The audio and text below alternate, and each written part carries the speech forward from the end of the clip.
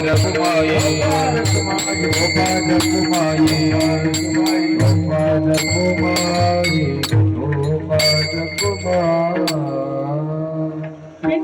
पदावरी दिला फुले करी माझे झाले गया वर्जन फिटले पितरांचे ऋण केले कर्मांतर बोंब मारिली हरिहर तुका म्हणे माझे भार उतरले ओझे भार उतरले पितृ ऋणाचं ओझ नारायण दादाने दोन भगिनींनी आज फेडले आई बाप बाप आई आणि बाबा रथाची दोन चाकं असतात आप्पा आणि नारायण दादाचे पाहू गेले तसं पाहिलं ना आप्पा 14 चुलतेत माझे सोनाळावडी किती 14 जण आहेत मोठा परिवार आहे मी मगाशीच बोललो नारायणचे वडील गेलेत माझे वडील गेलेत भास्करचे सुभाषचे वडील अरे रोज पूर्वेकडून सूर्य उगवतो ना पश्चिमेला जाऊन मावळतो पण परत तो दुसऱ्या दिवशी दिसतो ना मातीच्या आड गेलेली आई आणि मातीच्या आड गेलेला बाप कधीही परत दिसणार नाही तरीही कधी म्हणून आहे तोपर्यंत सेवा करा सांगणं सोपं आहे आपण आईची सेवा करा बापाची सेवा करा नारदाच्या गादीवरून सांगणं सोपं आहे आप्पा पण ते अंमलात आणणं अवघड कुठलाही सल्ला मी जबाबदारीने बोलतोय कुठलाही सल्ला माझी उंची तेवढी नाहीये कुठलाही सल्ला कुठलाही उपदेश देताना तो आपल्या वाणीतून न देता आपल्या आचरणातून द्यायचा त्याचा जगावर प्रभाव पडतो अरे आई आणि बापाची सेवा करा आणि मगच जगाला सांगा रे मगच जगाला मी बोलतो आप्पा महाराज लोकांना तारखा देताना बिगोनला नका देऊ राशीनला नका देऊ त्याच्या घरी जाऊन तारखा द्या का त्याची आई त्याच्यापाशी त्याची बायको त्याच्यापाशी त्याचे पुरा संस्कार आहेत महाराज तारीखच घ्या ना आम्ही बोलच त्यांना म्हणलो 10,000ची द्या अरे कशाला जो हा पाहिजे घेऊच नको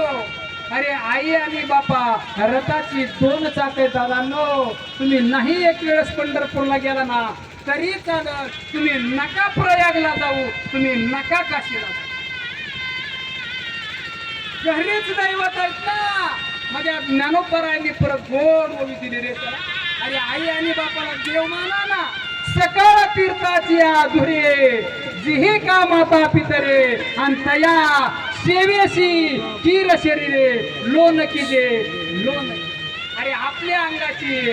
कातड्याची चप्पल जरी केली ना तरी आई आणि बापाची उपकार भेटणार नाही पण आता काय झालंय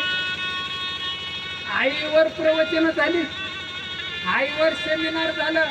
आईवर व्याख्यानं झाली आईवर कीर्तन झाली बाप दुर्लक्ष ठेवला बाप दुर्लक्ष ठेवला का फक्त मारणारा बाप देण्यात येतो अरे मारणारा बाप जरी असला ना तरी तो आपल्या लेकराचं हित बघतो आणि आपल्या लेकरासाठी काबाड कष्ट करतो आप्पा काय करतो बाप आपल्या पोरासाठी बाप करी जोडी लेकुराचे वडी आपुली करवंडी वाळवणी आपली करवंडी वाळव महाराष्ट्राचं या स्वराज्याचं देखणं स्वप्न जर कुणी पाहिलं ना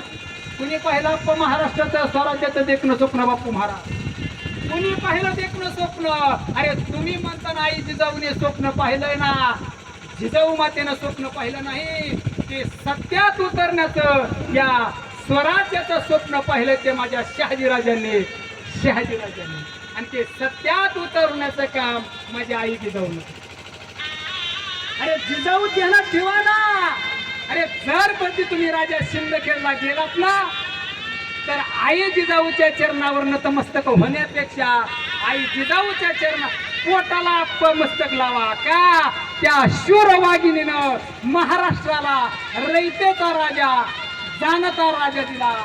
जाणता राजा दिला, पण शहाजी राजांना विसरून चालणार नाही. शहाजी राजा, अरे देवकीने पुत्र कंस, कृष्णाची माता देवकी असेल रे, पण गळ्या इतक्या पाण्यात ना वसुदेव घेऊन चाललाय ना. अरे माझ्या लेकराला कंस मारेल ना, आई गेली असती का पाण्यात घेऊन? अरे आई फक्त कडेवर घेते रे, आई फक्त पोटाला लावते रे. पण बाप नावाचं तत्व आहे, बाप नावाचं रसायन आहे ना. अरे आपल्या पोराला डोक्यावर उचलून घेतो का? माझ्या डोळ्याला जे दिसलंय ना, माझ्यापेक्षा जास्त तुला या जगाची सृष्टी बघा या बेटा, म्हणून बाप उचलून आपल्या पोराला डोक्यावर घेतो आणि त्यालाच बाप म्हणतात. दादांनी कौशल्याचा राम अवश्य म्हणावा, कौशल्याचा राम अवश्य म्हणावं रे. पण वनाला जाताना 6 दिवस राम राम राम राम म्हणणारा माझा दशरथ राजा का रे विसरतो? अरे दशरथ राजा विसरू नका रे. कौशल्या माता तुम्ही म्हणताय, पण वनाला जाताना माझ्या दशरथाने 6 दिवस रामाचा राम राम राम म्हणला आणि 6व्या दिवशी प्राण सोडला रे माझ्या दशरथाने. कुणी? बाप. फक्त वेदना भेटतात. अरे लेकरा